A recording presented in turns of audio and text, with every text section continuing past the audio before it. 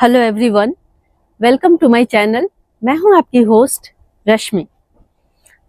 आज मैं एक एक्जॉटिक फ्रूट जिसका नाम है चेरी, बारबाडोस चेरी, इसके बारे में आप लोगों को बताऊंगी। मेरे यहाँ वो फले हुए हैं और अगर आपने इस प्लांट को अपने यहाँ लगा लिया तो 4 महीने कंटिन्यूअस आपको फ्रूटिंग मिलती रहेगी।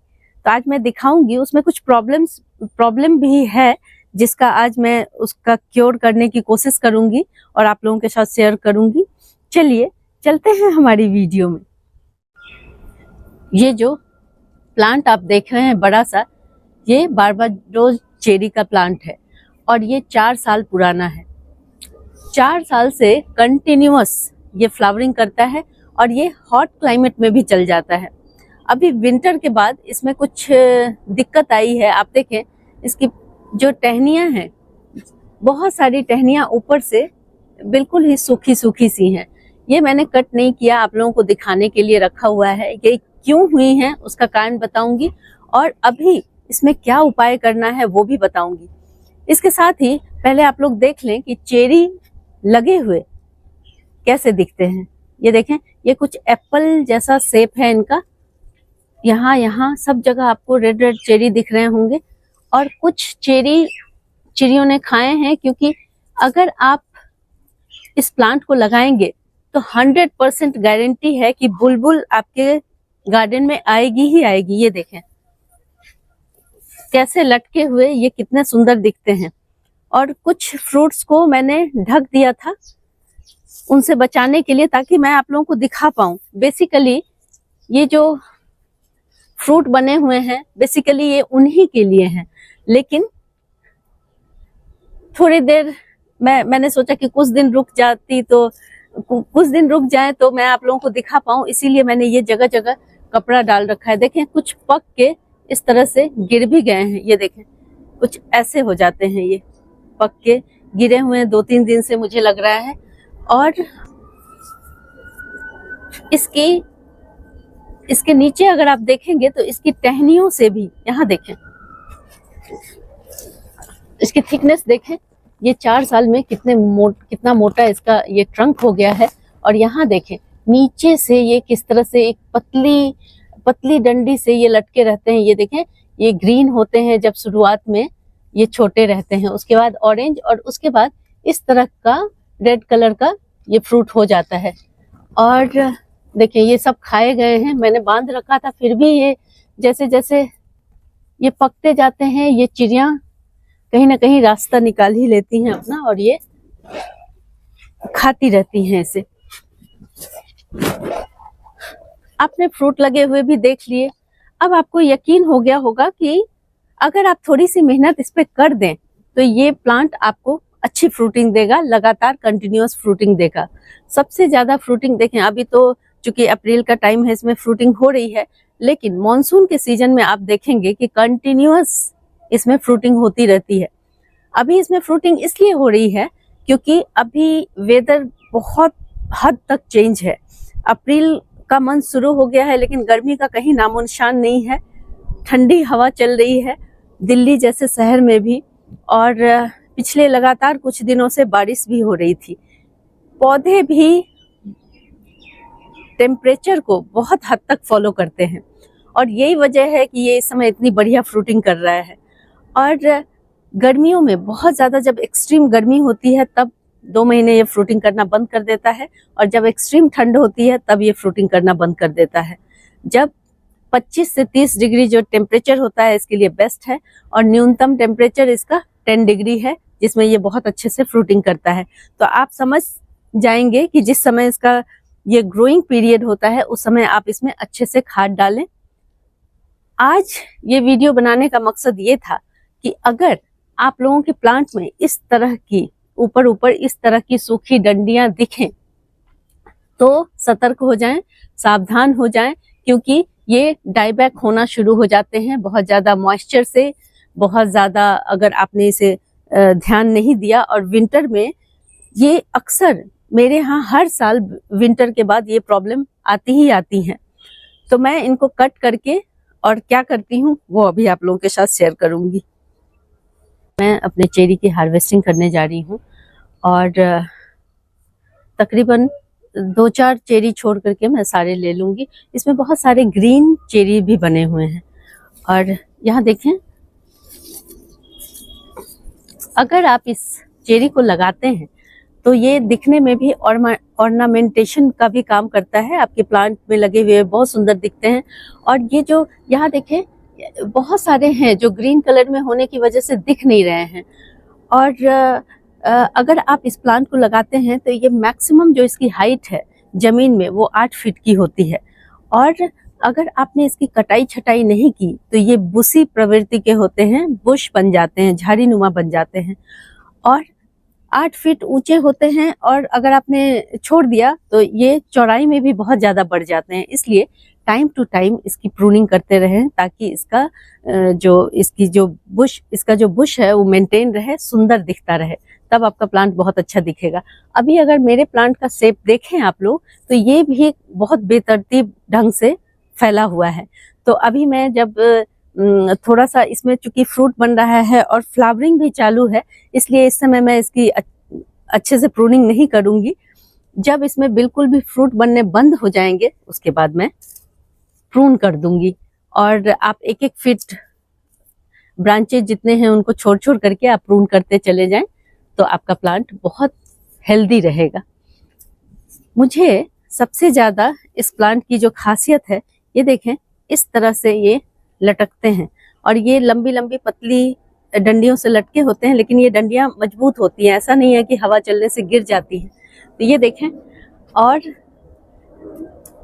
इस बार जो इसका साइज है ये भी काफी अच्छा हुआ है। अगर आप न्यूट्रिशन कम डालेंगे तो ये छोटे छोटे हो जाते हैं, लेकिन मेरा बहुत बढ़िया इस बार ये चेरी हुआ है। ये देखिए,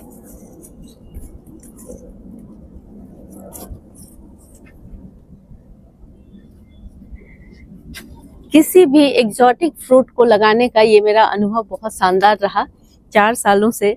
मुझे तो शुरुआत में लग रहा था कि बाहर की वैरायटी होने की वजह से शायद मैं इसको ठीक से मेंटेन नहीं कर पाऊंगी, लेकिन कुछ चीजों का ध्यान रखते हुए हम इस तरह के प्लांट को भी अच्छे से मैनेज कर सकते हैं। देखिए यहाँ अंदर अंदर कितने हैं वो दिखाती हूँ। ये देखें, ये बुशी होते हैं इसलिए ये दिखते नहीं हैं, लेकिन इनका चटक कलर आपको दूर से ही देखें कितना सुंदर है। और अगर आप ध्यान से देखें तो ये एप्पल के शेप में है, यहाँ भी है। अब मुझे लगता है कि अब मुझे छोड़ देना चाहिए और कुछ रेड रेड होकर के अभी ये देखिए पके हुए हैं। ये चिड़ियों के लिए मैंने छोड़ा है और इतना सा ये मैंने ले लिया। हालांकि इस समय वो भी 2-4 चिड़ियों के लिए ही रहने देती हूँ। और देखिए इस तरह से कंटिन्यूस, हालांकि अभी इसका सीजन नहीं है, मैंने आपको पहले ही बताया कि इस समय ये मौसम टेम्परेचर के अनुकूल फ्रूटिंग किए हैं। लेकिन अगर आप थोड़ी सी इनकी केयर कर दे तो मॉनसून के टाइम में इसमें इतनी ज्यादा फ्लावरिंग होती है और फ्रूट भी रुकते हैं, फ्लावरिंग गिरती नहीं है। थोड़ी सी आपको केयर करनी पड़ेगी और मॉनसून से पहले अच्छी तरह आपको इसमें न्यूट्रिशन देना होगा। न्यूट्रिशन में वर्मी कंपोस्ट, बोन मील, सरसों की खली थोड़ी थोड़ी मात्रा में आप देते रहें। हर 1 महीने पे अगर आप देंगे तो आपका प्लांट मजबूत रहेगा और इसी तरह से भर भर के फ्रूटिंग करेगा।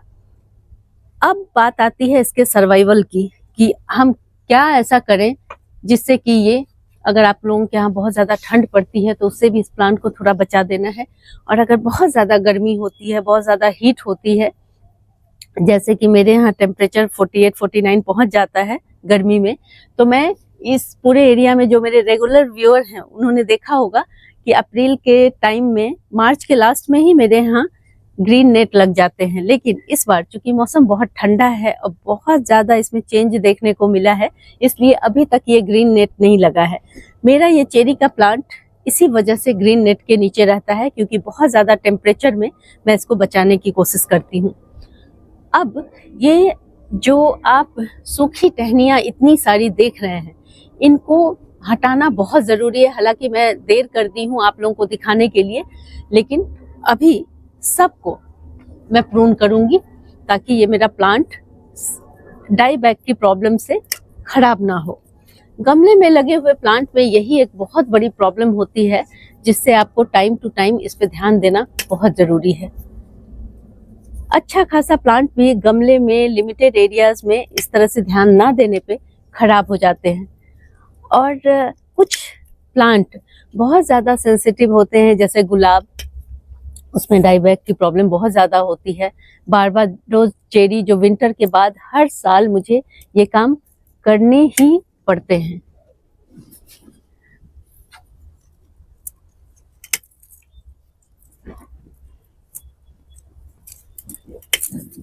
शार्प कटर का यूज करें।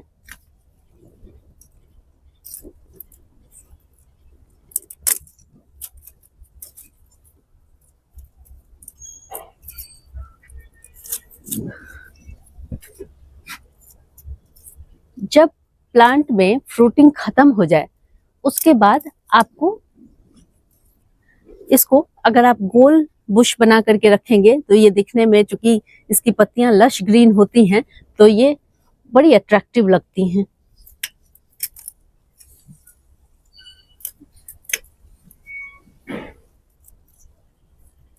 बारबाडोस चेरी में एक और खास बात है कि ये अपनी पूरी पत्तियां नहीं गिराता, इसमें पतझड़ नहीं आता, तो इसलिए भी ये प्लांट मुझे बहुत अच्छा लगता है, क्योंकि पत्तियां बहुत सुंदर हैं, ग्लॉसी हैं।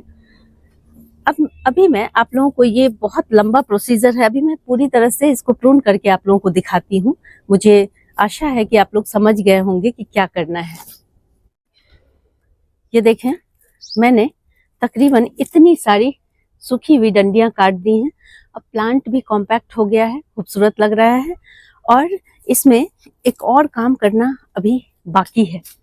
अब देखें, अब जगह जगह से देखें, यहाँ से फ्लावरिंग हो रही है। अगर मैं आपको दिखा पाऊँ, ये देखें, बंच में इस तरह से पिंक कलर के फ्लावर इसमें से निकल रहे हैं, और बहुत सारे अभी इसमें ग्रीन भी हैं फ्रूट लगे हुए। तो इस समय हमें इसकी प्रॉपर देखभाल करनी है। चूंकि हमने कटिंग की है इसकी, इसलिए हम फंगीसाइड का एक स्प्रे करेंगे, ये भी बहुत जरूरी है। अदरवाइज कभी देखिए, डंडी में अगर फंगस लगा हुआ है, डाईबैक की प्रॉब्लम है, तो ये धीरे धीरे ग्रीन टहनियों को भी अपनी चपेट में लेने लगता है। इसलिए जब भी प्रूनिंग करें, एक स्प्रे फंगीसाइड का जरूर करें। अगर आप लोगों के पास फंगीसाइड ना हो तो आप बेकिंग पाउडर का इस्तेमाल कर सकते हैं, आधा चम्मच 1 लीटर पानी में। मेरे पास इस वक्त फंगीसाइड है, तो देखें यहाँ पे। जरूरी नहीं है कि आप स्पेशल कोई फंगीसाइड यूज करें, जो भी मार्केट में अवेलेबल है आप वो ले सकते हैं। और ये है 1 लीटर मैंने इसमें पानी लिया है। 1 लीटर पानी में तकरीबन 5 ग्राम के करीब मैं फंगीसाइड लूंगी। ज्यादा इस्तेमाल आप लोगों को नहीं करना है। मेरे पास इस समय साफ फंगीसाइड है, तो ये देखें, तकरीबन 1 छोटे चम्मच के बराबर मैंने ये फंगीसाइड लिया है।